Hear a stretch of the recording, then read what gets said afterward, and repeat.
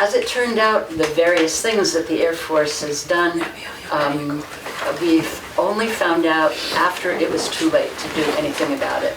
So they piece out the information, and this is well documented by their emails and stuff back and forth that they plan to let us know until it's too late to do anything about it.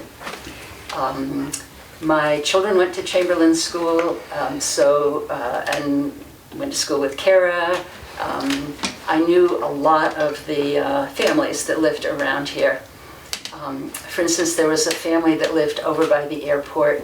They had a son in one of my son's classes, and the airport was going to them repeatedly, can we buy your house, can we buy your house? And they said, no, this is, I've got asthma, I need to have wood floors and stuff like that.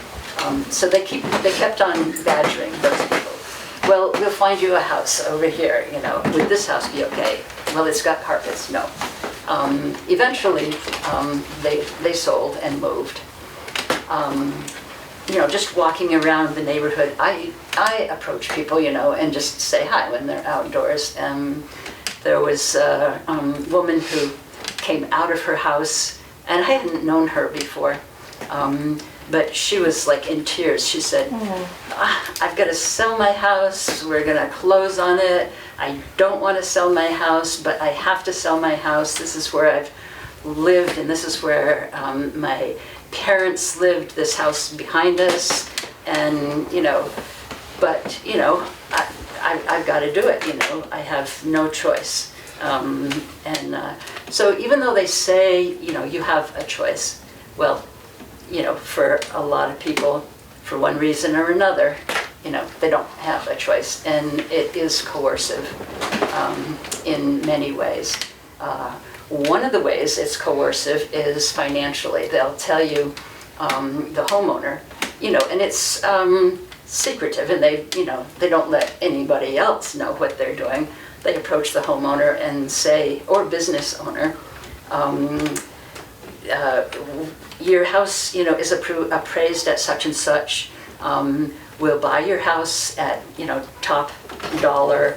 We'll pay. They were doing like 20% above market value, above your appraised value. Pay for your move. And they'll pay for your move. They pay, yeah, they completely pay for your move, and they even pay for utility disconnect and reconnect. All these financial incentives. So, they basically offer you a deal that, you're like, I'm never going to get a deal like this again. And, the writing's on the wall, they're going to buy my house, and so I guess I'll have to do it. So my experience with, living on Mills Avenue is my children walked to school. They walked to the airport grocery to get milk, other, little things that we needed. I know everybody on our street, and I have known everybody on our street. There was a man who was 95 years old. His wife died. One of the neighbors on our street made dinner for him every, like Monday, Wednesday, and Friday.